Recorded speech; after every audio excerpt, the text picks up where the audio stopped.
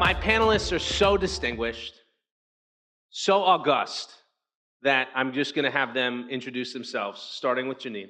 My name is Janine Yorio. I'm the CEO of a startup called Compound Asset Management, and we are rethinking the way that people invest in real estate by creating city-specific real estate funds that allow people to invest in real estate the way they think about real estate, which is geographically. My name's Andy Barquette. I'm the CTO of Rex. Rex is to traditional real estate what robo-advisors are to traditional financial services. It's not 100% robotic, but we're bringing machine learning, big data, and AI to basically every step of buying and selling a home, and then actually other things that go along with that, and eventually to the whole home ownership cycle. My name's Karen Mayo. I'm the CEO and co-founder of Nestio. We build marketing and leasing software for multifamily owner and operators so they could deliver a more Uber-like experience to their prospective renters. Hi, everyone. My name is Daniel Fettner. I'm the chief of staff at Corigin. Corigin's a private investment firm focused on real estate, private equity, and venture capital. Our venture capital fund, Corigin Ventures, invests primarily in real estate technology. I'm Zach Aarons. My company is called MetaProp, and I'm a partner there, co-founder, and we focus on investing in the seed stage in nascent PropTech companies. We're focused on artificial intelligence as it relates to the ability to mine data, important real estate data that helps real estate professionals make smarter, more informed decisions. Every one of the companies out here touches that in some way. So I just want to, can you touch a little bit on that, on how you're leveraging some of these tools in your day-to-day? So our premise is a little bit different than probably most of the PropTech companies in this room. Our thesis is that the whole reason why there's been such a flood of venture capital into PropTech over the past several years is because PropTech stands to improve investor returns on the world's largest asset class, which is real estate. And at Compound, we use PropTech not for the sake of PropTech, not to sell it as a SaaS, but rather to monetize it for what it's good at, which is providing and generating more rental income and enhancing property values. We use PropTech and data in a few different ways. We're building a fairly sophisticated automated valuation model for New York City, which nobody's done a very good job of yet. And we are spending a lot of time building the training data for that AVM so that we can deliver faster, real-time information about pricing so that we can identify pricing arbitrage opportunities in the market. At any given time, there are about 3,500 to 7,000 residential listings in New York City, and their prices are all over the map. Historically, humans have been responsible for figuring out the right price to pay for things, whether it's a broker who's advising you, an analyst inside a private equity firm whose job it is to run the Excel spreadsheets. At Compound, we're building an AVM so that we can provide an initial screen of data, using that data and getting better at pricing things, using ultimately AI and machine learning to figure out where prices are inaccurate and where we can effectively make a lowball offer that the seller is likely to hit the bid on. Robots are good at like two classes of things. Things that are dumb and things that are hard, right? So like picking strawberries doesn't take a lot of intelligence. It's still hard to make a robot do it right, but the idea there is it's a low-skilled thing that you can replace with a robot. Other problems are really, really hard, like reading a whole bunch of contracts and understanding the meaning of them and figuring out exactly what the conclusion should be. That's hard. It takes, right now you have to pay lawyers a lot of money to do it. But robots can actually be used for either thing. And I use the term robot here generically, software, hardware, whatever. So think about the process of buying a house. There's a lot of very low value-added things that occur during that process. And right now, the traditional real estate broker does all of them. So they do things like scheduling appointments. That's something that an AI can do. There are a bunch of AI companies that just do scheduling. Something like pricing a house. Most of pricing a house can be done by an AI, but not all of it, because part of it's a human emotional thing, right? What is your goal? Are you really attached to this house and you only want to sell it to a nice family? Or are you willing to just take the highest price? So we have the range of problems ranging from how to advertise a house, where we build an advertising AI that knows exactly what's unique about this house and exactly what's unique about that person and how to advertise this house to him, right? We also have AIs that do things like pricing, that do things like scheduling. We're working on crazy AIs that do things like read your homeowner's contract and your insurance policy and your home warranty and answer a question like, is the water leaking from my dishwasher covered? Or can I add a second story? Very hard questions. So we're working on all sorts of things in that spectrum, lots of different things that you would categorize as AI. For us, we focus on the apartment rental industry. I started the business with my co-founder largely just because I was a frustrated renter and the process was incredibly painful. As I got a lot closer to the industry, the rub was that what was painful for me as a consumer was incredibly painful for the business as well. And they just didn't have the technology in place to cater to the modern sort of consumer's demands, right, and expectations. Where we focus is really to reduce all the various points of friction in that process to enable better delivery of a consumer experience to the renter, but also streamline a lot of the efforts and the manual repetitive tasks that a leasing team is often burdened with. So where we focus and we leverage machine learning for a lot of the tour scheduling components and follow up to really solve for a lot of the repetitive tasks in the leasing team's day so that they can focus on sort of higher impact revenue generating activities. And in turn in doing so, it makes the experience better, not only for the consumer because they're getting real-time follow-up, it also makes it better for the actual business. So from a real estate owner-operator perspective, we did an exercise recently with our property management team, and we decided that we needed to revamp all of our existing processes and really look at which startups and which software could potentially help us plug in some existing holes. And one of the areas we spent a lot of time focusing on was the time it took for our property management team to respond to that potential inquiry from that prospective tenant. And what we realized, not surprisingly, is that the longer it took us to respond, the lower the likelihood that that prospective tenant would then come to our open house. And so we spent a bunch of time looking at a different software and different startups that could help us fill that hole. And we actually came across Nestio and got very comfortable very quickly. And the reason we loved Nestio is because they have a great AI and natural language processing tool that effectively allows a bot to respond to the 10 or 15 questions that a prospective tenant would ask. Things like, is the building pet friendly? What time is the open house? Is there a washer dryer in the unit? And so what we've seen already after becoming a customer is our conversion through the funnel of people who have reached out, then come to the open house, and there's more offers on our unit. And so thank you to Nestio for solving our problem. I'm going to take Daniel with me. Yeah, everywhere. All of the panels, we're going to be a package deal. I think what's interesting from what we're hearing from all the panelists as it relates to AI and natural language processing, you're Janine, who's looking at it from pricing arbitrage, right? I can teach an artificially intelligent bot to identify mispriced opportunities. I think with Karen, you're seeing something where I can teach a robot to respond to very sort of basic back and forth communication that needs to happen.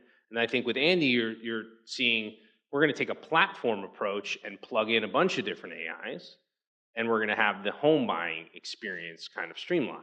So it's an interesting approach. These are companies that are leveraging similar tools in completely different ways. And what I like as an investor is that the market is so big and deep. I can fund companies in all of these categories, and ideally make money through all of them. So let's talk about strategic real estate capital, and then we'll get into the entrepreneurial journey. But let's talk about the rise of strategic real estate capital and how it relates to capitalizing your business and the pros and cons of having customers also be investors, and how you sort of continue to stay innovative once the industry embraces you. That's kind of a lot of questions at once, but stemmed from the audience question of, you have important real estate owners as strategic investors, how do they help you with innovation? But let's also dig into, is it a good idea for PropTech companies to accept strategic capital? Is it better for them to have financial capital coming from Sand Hill Road? Is it good to have a combination? We just raised about $50 million in a Series C funding for Rex. And what we found was that there's a lot of confusion right now out there when you see, Open Door raised $400 million. People don't necessarily understand how much of that money is debt that's used to buy houses and how much of it is equity financing that's used to build a startup. And it's important to understand because those two things get kind of jumbled together. Some companies in what they call the iBuyer space, which is just companies that buy the houses and they try to be really smart about buying them at a low price and maybe fixing them up, maybe not selling them. The iBuyers may or may not have any technology innovations. They're all different, right? The fact that they raised $400 million from Silicon Valley guys doesn't necessarily mean that they're technology invaders. Now, a company like Opendoor is pretty innovative on one thing, two things really. One is pricing. They're pretty good at figuring out the price. And the second thing is they have this sort of cool like 24/7 open house thing. That's it. There's no more technology to it than those two things. All that money and all the sort of unicornness that they have is kind of phony in a way because it's really money that they've raised to buy houses. And we're in like year, 10 or 11 of a bull market on housing, and they're going into the business of owning a whole lot of houses with heavy leverage. Not sure that's the business I would go into today. It seems a little risky, but that's their business. That's not a property tech innovation necessarily. I actually had the privilege of having dinner last week with a group of VCs, and the topic for dinner was Opendoor exclusively. And they said exactly the opposite of what Andy just said, which is they are the darling of Silicon Valley. They have managed to connect what is a very manual process, piece by piece, using technology, using things like visual processing to basically do a review of a property to make sure it's ready to show, to make sure it's ready to sell. And they had seen demos of the software or all of their tech stack and felt it was very, very compelling. As it relates to your own businesses, though, how do you view taking strategic capital, weighing that decision, and then once you decide to take it, how do you leverage it?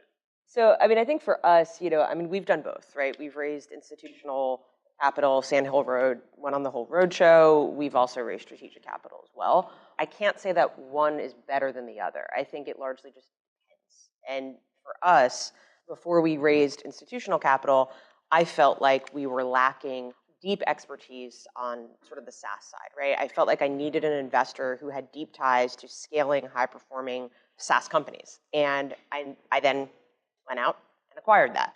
And then separately, when we raised strategic capital, there was a gap, or at least I felt there was a gap, where, man, if I had folks who were rallied around providing product feedback, we were just about to launch a new product, folks who were incentivized financially to help the company get to the next level, both from tight product loops and feedback loops, as well as introductions, and then hold them to task on that, right? So we were able to, again, like I think a lot of founders forget, and I certainly forgot when I was starting off my process, that it's just as much of a dating process for you as it is for them.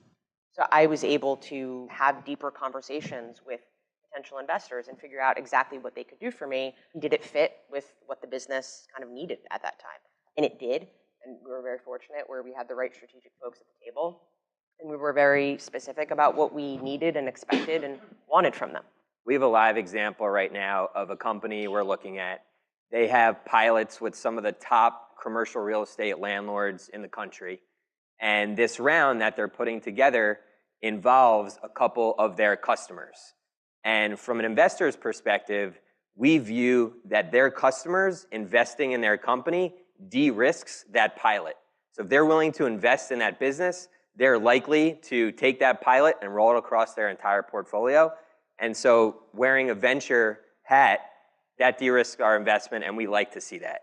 From Corigin's perspective, we actually view ourselves as kind of a combination of a strategic investor, but also one with the venture chops. Because we have our own real estate portfolio, we have 4 real estate lines of business, and what we'll often do is we'll leverage our real estate folks to help us do diligence a startup, or we'll pilot a product in our portfolio, and we'll also add value to our portfolio companies by leveraging our real estate infrastructure. Is there an application of blockchain in real estate that makes sense? If so, what is it? And is it tokenization or is it something else? So I'm seeing more and more PropTech startups leverage blockchain technology. Recently, I would probably kind of pick 2 buckets where I see it most, at least the deals I'm seeing. So bucket number 1 is in the commercial real estate data space. So we're effectively seeing almost everyone and their mother trying to disrupt CoStar. One example of a PropTech company leveraging blockchain technology to do that is actually Knotel. So Notel has an interesting blockchain project right now called Baya, and essentially what they're trying to do is incentivize commercial real estate landlords to put their data on Notel's blockchain. In exchange, they'll receive tokens. And the idea is that the more commercial real estate landlords that put their data onto the blockchain, the more valuable those tokens become. And so it's an interesting incentivization model. The other bucket where we're seeing startups leverage blockchain technology is in the tokenization space. And so actually yesterday, Ryan Friedman, who's our chairman and CEO, and I published a piece. We partnered with PropMoto. We called it the State of Real Estate Tokenization. And we went into this deep dive pretty bullish on the potential benefits of real estate tokenization. We viewed the three main ones as democratization, liquidity, and all the efficiencies and lower costs related to leveraging blockchain. And where we came out with is the space is still very, very early. We're still in very much an infrastructure building phase. And our view is that a lot of these efficiencies tied to blockchain technology will not be fully actualized until we have a massive, highly transactional, liquid marketplace of real estate interests.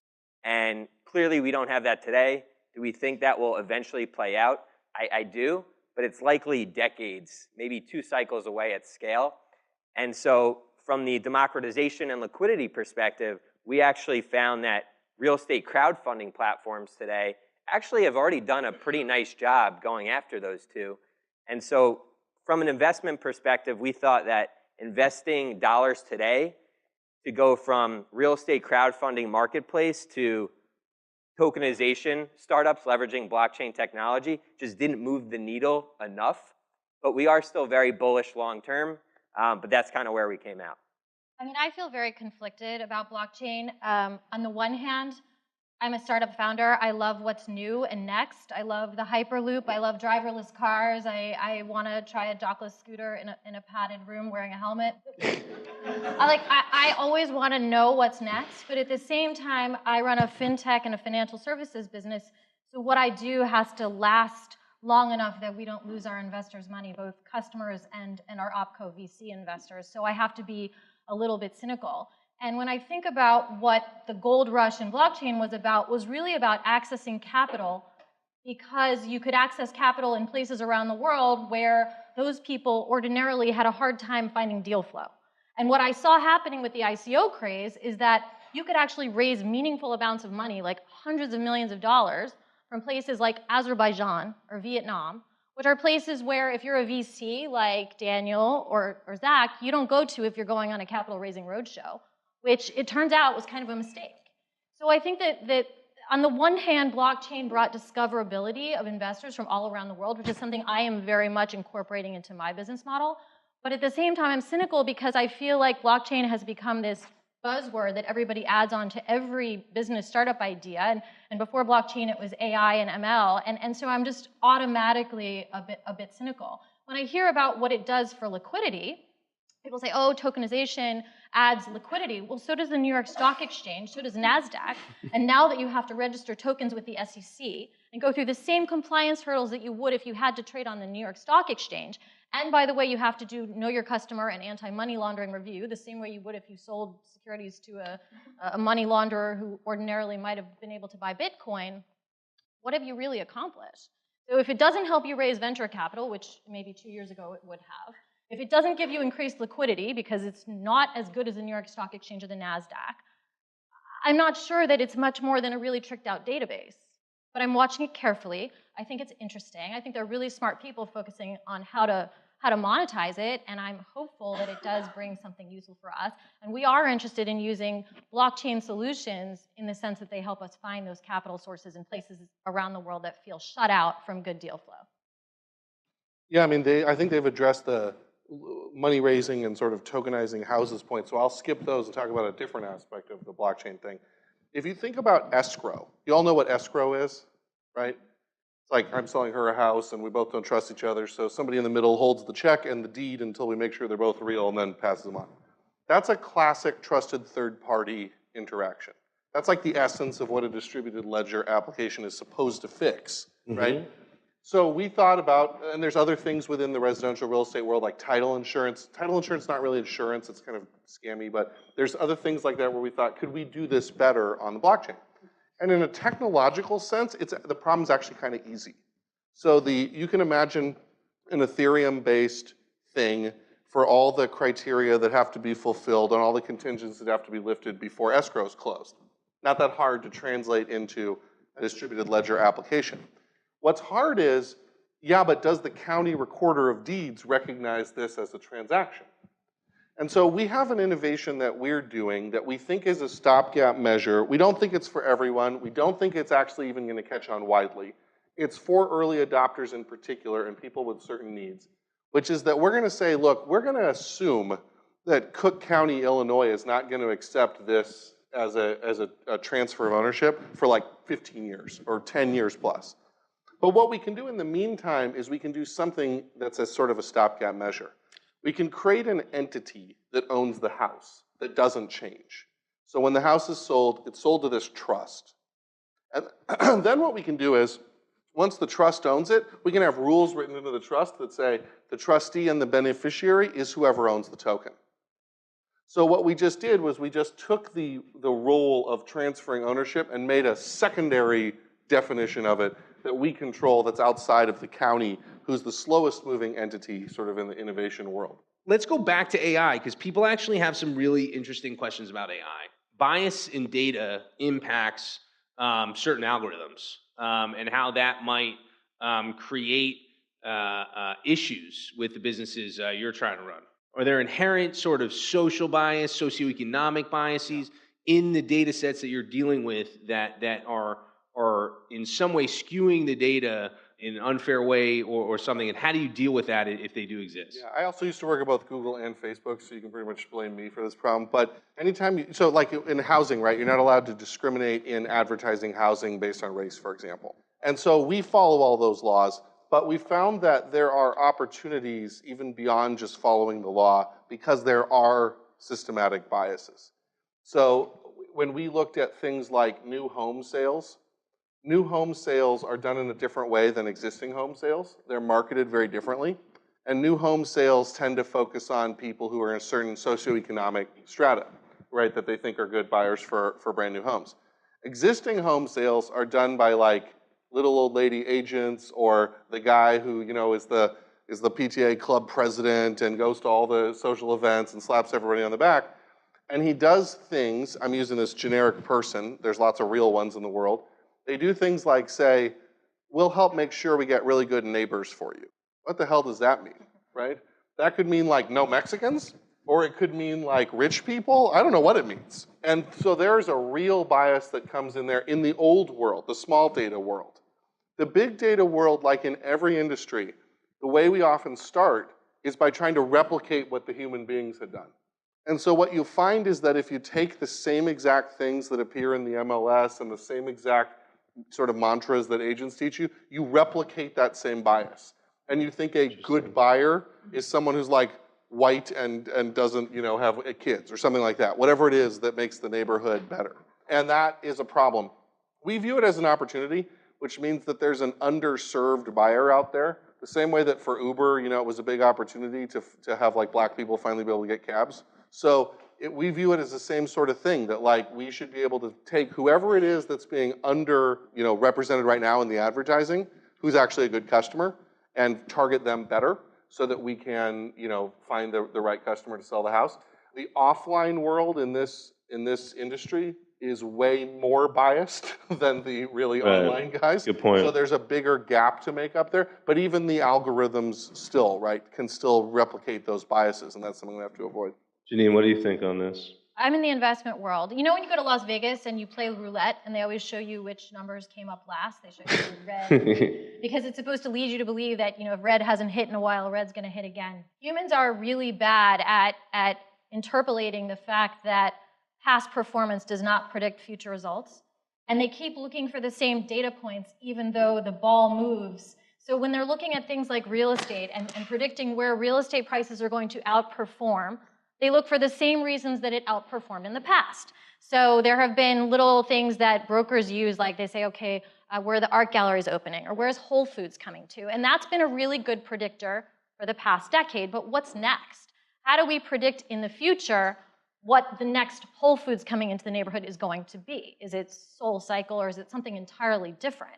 And computers are actually good at finding patterns that human beings miss because we're looking for Whole Foods. When it turns out what we might ought to be looking for is something that has nothing to do with grocery stores or retailers or anything of the sort. The potential to find better investment opportunities using data, and the better we get at it, the more training data we create, and we do that by figuring out which investments outperform. We can do it back-tested, but we can also do it as we build our own track record. I think we'll demonstrate over the long term that computers are really good at making unbiased investment decisions and finding patterns that humans couldn't otherwise see. How is voice going to change the landscape within PropTech and real estate transactions? We use voice recognition technology in a very simple way. Broadly, we use natural language processing to try and answer questions about homes. So we're trying to meet the home buyer where they are. They're not an expert on escrow. They don't know what that means. They don't understand title insurance. So we try to meet them where they are and give them a human language interface with simple words to understand. So they want to ask a question like, what is the next step for buying this house? They don't want to ask, like, how do I choose an escrow provider? They don't know what that means. Does it make sense to think of the Alexa or Siri or Cortana or some platform like that as the basis for that, or does it make sense to build that ourselves? So for us, that's a question about distribution. Right now, we're dealing directly with home sellers and home buyers, and we're only dealing with the people who are sort of on one side of that transaction. Eventually, we're going to be a company that offers you every service for managing your most important asset you ever own, which is a home for most people. And then that distribution platform becomes essential to us. So we wouldn't be using the Alexa for its voice recognition capabilities per se. That's actually relatively easy. We would be using it in that sense to get the wide distribution and be able to say, it's too hard for us to get an app or a device installed in every household that lets the user say, Rex, I need a handyman to fix this. Rex, I need a plumber to fix this. But the Alexa or the other platforms give us that distribution. So we view them as a distribution channel, not really as a technology platform. They are both, but the technology platform for us is sort of easier to replicate than the distribution channel. Yeah. Well, you saw Amazon's Alexa fund investing in Plant, which is a modular housing company, clearly looking to embed the technology in. So that was sort of similar to what you're talking about as distribution into the home. Different questions, but hinting at the same thing they wanted to know. That we know you all love your own companies, but what is the killer app right now in PropTech? Can't say your own company, have to say somebody else's. The Air for one of our portfolio companies that is very late stage that we love and is actually an example of kind of how we also use our own real estate portfolio. So this company is called Latch. And so for those who don't know Latch, it's kind of this digital keyless entry, modern looking doorknob. And so the founder, his name is Luke. Luke came to us three and a half years ago, and he came with a really beautifully designed prototype, but had absolutely no traction whatsoever. And he kind of articulated his vision. And part of his vision was he wanted to solve the problem of getting packages delivered in non-doorman buildings.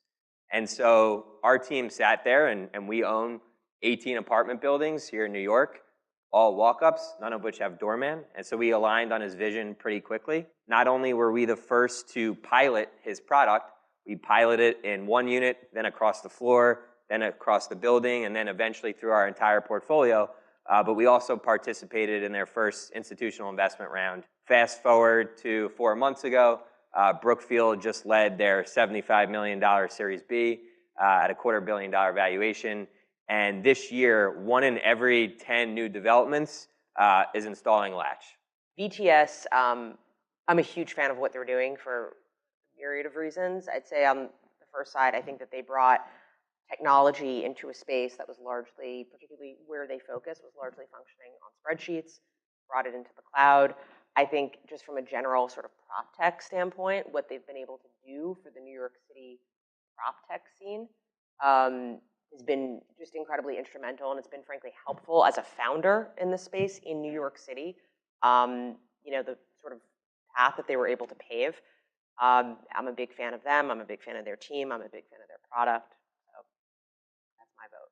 I'm going to go with a different kind of one that's more big data focused, although Latch is a great choice too. I think BuildZoom is way underrated.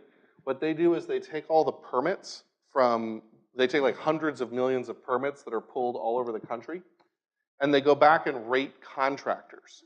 Unlike Thumbtack or Porch or House, when you get a contractor referral from them, they're just selling the lead. In this case, in the case of BuildZoom, they're actually scoring the contractors and saying, this contractor has a really good track record with this kind of job, with this kind of house, this kind of unit.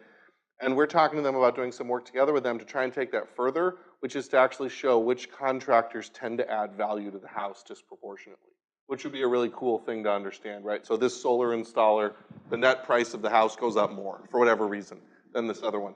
And so they're filling a really important function because permit data is a matter of public record, which is easy to say. Go try to get the permit data. It's really hard. It may be a matter of public record, but you have to do like your own letter writing campaign and camp out in the office for like a month before they'll give you anything. For us, that's a really, really helpful data source, and we think that they're kind of an undervalued company because they've solved that really well. I'm going to say not necessarily a company that I love, but a company that I wish existed. Unlike everybody on the panel, before I was a startup founder, I worked for a real estate private equity firm. So I was always doing lots and lots of deals and doing due diligence on deals. And I feel like PropTech entrepreneurs are always trying to figure out what real estate people want. And they're often solving for problems that don't exist. I see them trying to solve for, oh, real estate people don't like to crunch numbers. That's not true, they do. Real estate people don't like to sell. That's not true. They love taking meetings. They love the thrill of the chase and negotiating. What we hate are lawyers. And so if you can figure out, they hate paying legal fees. I bet if, the real estate market, the industry is enormous in New York, but I bet if you figured out what the legal bills associated with the real estate industry are just from New York City alone, they're tremendous. And so I'm going to actually pick a company that's outside of PropTech because day to day for me, it probably makes the biggest difference in my life as a real estate analyst than any potential building integrated PropTech solution could, and that's DocuSign. The amount of manpower that used to be spent dealing with lawyers, signing documents, changing documents, you'd have to have a secretary just to shuffle the signature block pages and do all the stuff. Like you've saved, and those guys bill $1,000, $1,300 an hour. Their paralegal bills $350 an hour. So I think sometimes it's the lower hanging fruit that I think will actually really change the industry. And so if somebody could figure out how to do kind of atrium for real estate law, which is really taking real estate law and making it what's necessary and very productized, I think that would be a tremendous savings and something that the real estate industry would really embrace. I'd have to say a company, a sort of larger incumbent company that I've admired from afar for a while is Appfolio. The fact that they bought one of our companies shows that they are making the transition from sort of an upstart themselves. Like when they started out, they were really a startup and sort of scratching and clawing against really their main competitor, arguably RealPage. Appfolio, I think, has and Entrata as well, I would have to put in this category. They have a really, really more lightweight approach to property management, but it's still, the software is still sort of heavy enough to be considered by larger institutions. And they went out and bought a company of ours called Dynasty. Dynasty was to take this full circle, it was an artificially intelligent leasing platform. Big thank you, obviously, to AWS and the Loft. This space is really fantastic. Thanks, everybody, for coming.